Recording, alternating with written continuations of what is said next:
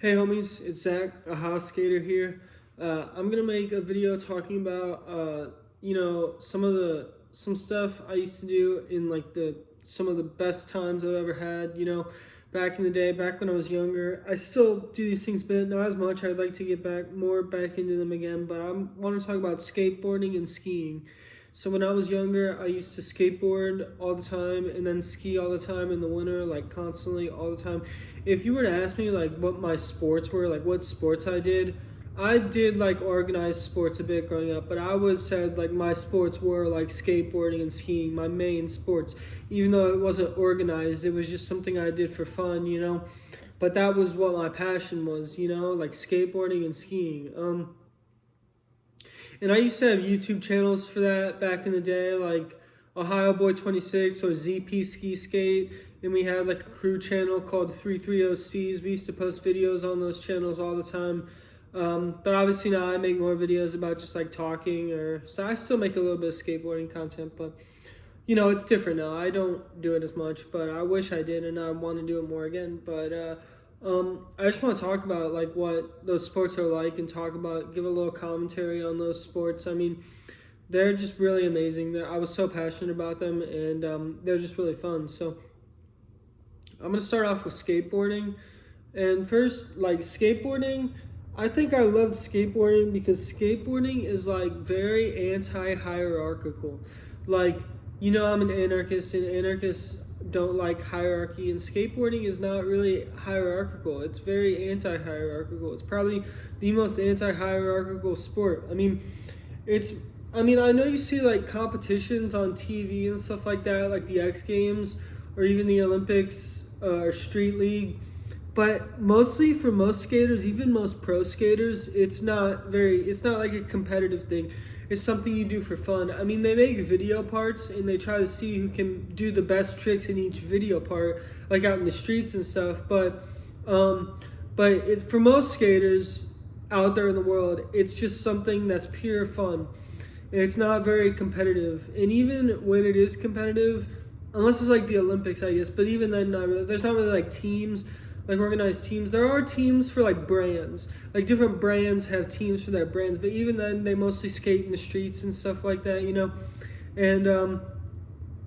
and like make video parts and stuff like that.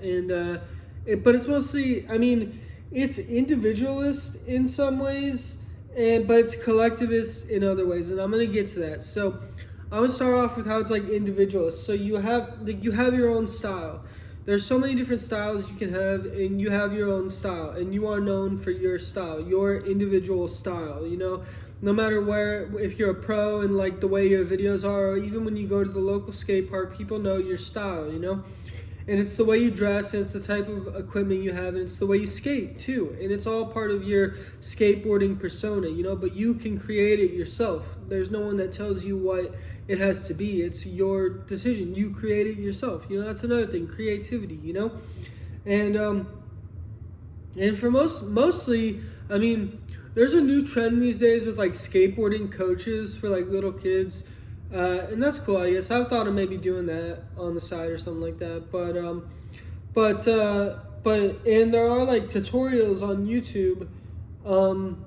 But even then, like you're just watching the tutorial and then you go out and you're doing it all yourself. You're mostly teaching yourself everything. You're mostly teaching everything to yourself, You are your own coach. There's not really coaches that are coaching you on how to skate, You are teaching yourself everything, and you're doing it your own way. And in the way you teach yourself how to do things is what creates your own style, And it's like there's no one like with authority over you telling you how to skate or how to do tricks a certain way. It's an individualistic thing. You're teaching yourself most of this stuff, But then it's also collectivist in other ways because you have your crew, but it's also still anti-hierarchical because like usually no one's the boss of the crew or anything like that. When you're just talking about normal skaters that just go to the local skate park, go to local skate shops, they have their crews, but no one's really the boss of the crew. Everyone's equal. It's a collective of equals, and they all have their own style, but the crew also collectively has a style, it's everyone. At least in my experience, my crews growing up, that we all looked at each other as equals, and there were some people who might have been better than others, but they weren't the boss of anyone, or they weren't more important than anyone else. It was just everyone was getting stoked on what everyone was doing, and it was just, we were friends more than anything, like friends more than we were teammates. Like some of my best friends ever, and we were just friends doing something that was fun together. It wasn't like a team going out to get a certain score or beat another team or anything. We were just friends doing something fun together, you know? And those were some of the best times of my life with some of the best friends I've ever had. And I love looking back on those memories, looking at those old videos, and it's just so cool, you know? So, and like with the style, so there's many different ways you can look at style, a skateboarder style, and style is so important with skateboarding. Like it's not just the tricks you do, it's the way you do them and the way you make it look, and that contributes to your personal style, and that's oftentimes what makes you a good skater, is if you have a good style, you know? And there's like street style, there's park style, there's bowl style, there's vert style, there's technical style, there's all sorts of different ways of skating. And they're all cool, and they're all so cool and badass, and people like to focus on one or the other, and or some people are just good at everything, you know, and it just depends. And there's also the ways you dress, and sort of the way you do tricks, which is sort of like, there's hip-hop style, punk style, hippie style, more like alternative or indie style, and that'll contribute to like the music you put in your part, like what kind of music you want to be seen skating to, and the way you dress, and people will know you for that, and know your style for that. Not just the way you dress, but the way you do tricks, like next to the way you dress, shows that you can put together a cohesive style, you know? But there's so many different ways of doing things and presenting yourself that the possibilities are endless, and there's new styles coming out all the time, and it's just, the possibilities are endless, you know? So, and there's all sorts of different brands that are associated with different styles, and there's different brands for decks, trucks, bearings, wheels, and you can kind of customize your board to fit the different styles that you want to represent. It's customizable. Skateboarding is very customizable. The way you customize your own board, and how that contributes to the way you skate, and the way you represent skateboarding, you know, it's and all the different brands make different videos presenting different crews with different styles, and people will have different brands they like because of the different videos they like to watch, and so there's this saying in skateboarding, like, clip or it didn't happen. If you don't get it on video, people won't believe you did it. So the videos are very important to showcase your ability. I mean, most of the time we go skateboarding, we don't film, you know, but when you do something really cool, you want to film it because you want people to know that you did it. And people put together movies, and each movie has a different part for a different skater, and who is all part of this brand's team. And there's also videos of like tours. They go on tours across the country or to other countries or specific regions, and the tour videos are really cool. And they used to sell like VHSs of this stuff, then like DVDs, but now most of that stuff is on YouTube. Most of the videos are on YouTube. You can find so many different skateboarding videos on YouTube, and YouTube is a great resource to find skateboarding content. All the different brands post skate movies on there, and you can find good parts, and it's awesome. And there's also a lot of focus these days on like individual clips on like Instagram and Facebook, like specific tricks, or maybe like 2 or 3 tricks in a short video that you'll post on Instagram and Facebook. That's also popular these days. I watch a lot of those on Facebook, and I used to watch a lot of them on Instagram, both Instagram and Facebook. I watch a lot of those short videos, and sometimes they're really amazing tricks, and that's all you need to watch it. But you can watch like a ton of them in a row. Just keep scrolling. And there's like so many of them, and it's really cool. So that's sort of skateboarding culture in a nutshell. And now I'm gonna go over to skiing. The other sport that I did, which I would do in the winter when there was snow outside, so I couldn't skate. So I would go to a local ski resort we had here in Ohio called Boston Mills Brandywine. It's very small, and it's not like a mountain. We don't have mountains in Ohio. It's like a little hill kind of. It's really like the side of a valley kind of thing, the Cuyahoga Valley. And it's a very small type of hills. But I wouldn't be discouraged if you don't live next to like big mountains. Like I grew up at Boston Mills Brandywine, and then I went out west to the real mountains, and that will blow your mind. It's insane. Like the runs take a long time to actually do, and you actually spend a lot more time going down the hill, and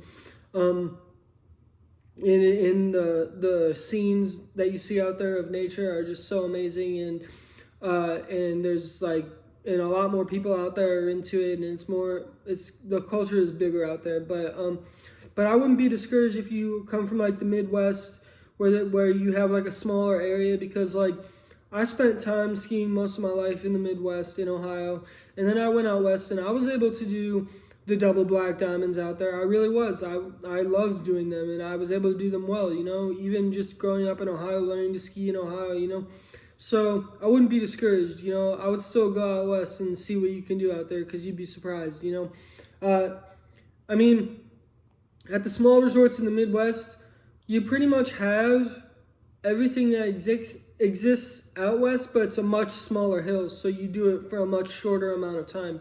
But if you can just imagine yourself doing a black diamond in the Midwest, and then imagine it out west, and it's like the same thing but way longer. If you can do it for way longer, then if you could see yourself doing it for a much longer hill, a much more time, then I wouldn't be worried. I wouldn't be discouraged. So yeah, like skateboarding, I got into by myself when I was like 10 or 11 years old. But my dad taught me skiing, got me into skiing when I was at a very young age, maybe like 3 or 4 years old. I was a little kid on the skis, And so I've been skiing a very long time in my life. I haven't skied much lately, but lately I've kind of worked at the ski resort and skied a little bit from working there. I got a free pass, and that was cool. But yeah, it's my dad taught me, got me into it at a young age and taught me how to do it, and I'm thankful for him that he did that, because it turned out to be one of my passions, and I really got into it on my own then. And so there's also different ways of skiing, just like there's different ways of skateboarding. There's different ways of skiing. So there's like just going down the hill, like flying down the hill, going super fast down a hill of snow. But there's also the terrain park, which has like rails and jumps and boxes. And I was sort of into both of those. At a young age, I would just go down the hill. But then when I was older, I got into terrain park, and I was pretty good at both of those. And I did when I went out west, I went down the double black diamond hills, and I did the terrain parks out west, and I was able to do those pretty well too. So yeah, it's like, what do you want to do? Do you just want to go really fast down a hill, or do you want to be able to like grind on a rail? And that's different. There's the different styles of skiing that you have to learn, and if you want to do either one of those. And but they're both really fun, And there's also like moguls, which are like little humps in the middle of the hill, like a bunch of little like humps, like about this wide, of snow, like bumps that are just covering the hill that you got to kind of crisscross through, and those are really fun. You'll usually find those, like a double black diamond is usually like a really steep hill with a bunch of moguls too, So it's not only steep, but you have a bunch of these little bumps you have to swerve around, And if you can do that's some of the funnest things you can do skiing, is moguls down like a really steep hill. If you can do it, you got to work your way up to that, but it's really fun. And it gets you into the winter. Like a lot of people, if you live in a place where you get snow in the winter and it gets really cold, a lot of people will complain about the winter like it's their least favorite season. Like they hate the snow, they hate the ice, they hate the cold. But when you're a skier, you look forward to the winter, and you love the winter, and it doesn't get you down. You don't get the same type of seasonal depression. You look forward to the winter, and you have a good time in the winter skiing, So yeah, it's something to get you out of the house in the winter. It'll make you like the winter, and yeah, it's also anti-hierarchical in the same ways as skateboarding is non-competitive for the most part, individualistic but collectivist at the same time. No coach, but like a crew of people you see as equals, you know. But it is much more expensive than skateboarding, so you kind of have to have some money to do it, which I was lucky enough to have. But I think most people could make it work, honestly, if you really wanted to. You know, it is more expensive. And that's the unfortunate part of it. But what are you gonna do? And there is stuff like heli skiing and backcountry, which I personally have never done, but it seems cool. Like you take like a helicopter up to the top of a mountain that you can't access it by chairlift, and it's not really like a resort. It's just like a random mountain. You take a helicopter up there, and you ski down. And it's usually got more powder, and there's more trees in the way and stuff like that. But that is really cool. I watch a lot of clips of that on Facebook. That's really cool too. Um, and and also, when you're done skiing, at the end of the day, it's fun to chill at the lodge, have a few drinks, you know, with some friends, talk about the day of skiing, and just like party for a little bit. Now, you don't even have to party; just sit at the bar, have some drinks, and have a good conversation. At the end of the at the end of the at the end of the day. But some people do party hard. Some skiers do party pretty hard at the end of the day back at the lodge, you know. But it's all a good time, you know. You can find most people at the end of the day back at the lodge having some drinks, and it's cool. So, yeah, and skiing is kind of like most skiers, I would say, are probably like environmentalists, which is cool. Like, because obviously we want to save the snow. We don't want the world to get warmer because we don't want the snow to melt. We want to save the snow, and we want to be able to ski as long as we can into the future, pass it on to further generations. So most skiers, I would say, are kind of environmentalists, want to like save the winter season, save the snow, and so that's cool. And there's also urban skiing, which is just like street skateboarding when you skate out in the streets. There's urban skiing where people do like handrails downstairs at like different buildings in cities and stuff like that. And I've done that a few times. I've done a couple handrails out on urban skiing, and that's cool. It's fun. It's harder to do. You got to be really dedicated to do that, and you got to build your own ramps. And you usually need to buy this like bungee thing that can give you speed, or you have to like build a drop in or something like that. And it's not always like successful, and it can be hard. Sometimes you spend most of your time setting up the thing, and maybe you don't even land a trick. And it's but it's fun. If you're a pro, they got really better ways of doing that than just some kids like when I was young. But yeah, but the videos of that are really cool. And some skiers, that's mostly what they do, and that's what they focus on. And props to them, you know, that shit can be hardcore, like jumping off buildings and shit, you know, that shit is crazy. And those videos are really entertaining. And another unfortunate thing about it, unfortunately, it can't be done anywhere. Obviously, you can't do it where it's like hot out. You have to do it where it snows, where like you actually get the winter season. But there are like indoor places in some places where you can do it indoors, but that's not as common. But so I've always liked living where there was snow, and I even if I move, I want to live where there's snow still, so I can still ski.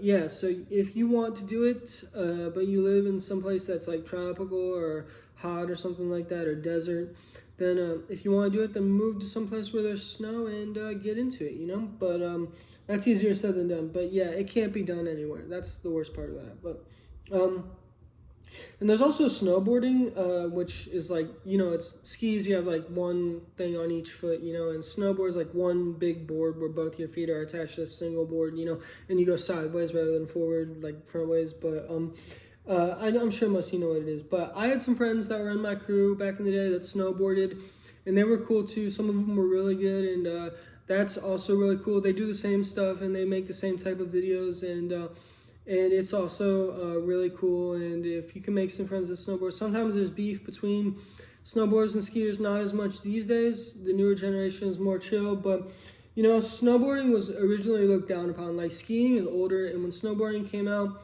it was originally kind of looked down upon by some snobs in the skiing community, but I've never had a problem with it, and I had very good friends that snowboarded, and they were really cool and got some awesome clips, and we had good times together, you know. And I do want to get more into snowboarding myself now. I have snowboarded a little in the past few years, but I don't own a snowboard. I had to rent a snowboard, but I got free rentals when I worked there. But snowboarding is also very fun, and I'm decent as someone who hasn't done it a lot in their life. I mean, I think that's because I've skateboarded a lot and I've skied a lot. So I think that's why I'm decent at snowboarding already without having done it so much. But it is very fun, and it will be a new challenge for me. So I do want to do more snowboarding and get myself an actual snowboard and become more of a snowboarder. We'll see what happens. Would like to do that. I think it'd be fresh. It'd be like a fresh thing for me. It'd be a new challenge, and it'd be more interesting because it would be more new to me. So yeah. Anyway, that was like what I just talked about. Skateboarding and skiing was like most of what my life was like early on. Like my probably from skiing from when I was like 4 all the way up to when I was like mid-20s, and skateboarding from when I was like 10 to like mid-20s. You know, from a young age I was into both of those things. Skiing a little earlier, obviously, but those were big parts of my life, and that was mainly what I was into at those ages, and those were some of the best times of my life, and I encourage any of you young kids to get into that stuff because it'll change your life. It's something fun to do. It's a sport, but it's fun to do. If you like sports, but you don't like all this like organization and hierarchy with like asshole coaches and stuff and like too much competition, but you still want something to be active, to be active, then skateboarding and skiing are your things. Let me tell you, and like those are the best things you can do if you're that type of person. Like, I would encourage it. So I was very passionate about both of these things, and I made videos about it for a long time. Videos, clips of me skateboarding and skiing, of my friends skateboarding and skiing, and we had a crew, and those were some good times. And I want that for other people who may want something new to do. So that's why I talked about this and gave my perspective. And yeah, so very cool stuff. I hope you enjoyed this video, and if you want something new to do, get into skateboarding, get into skiing, have some fun. Anyway, peace.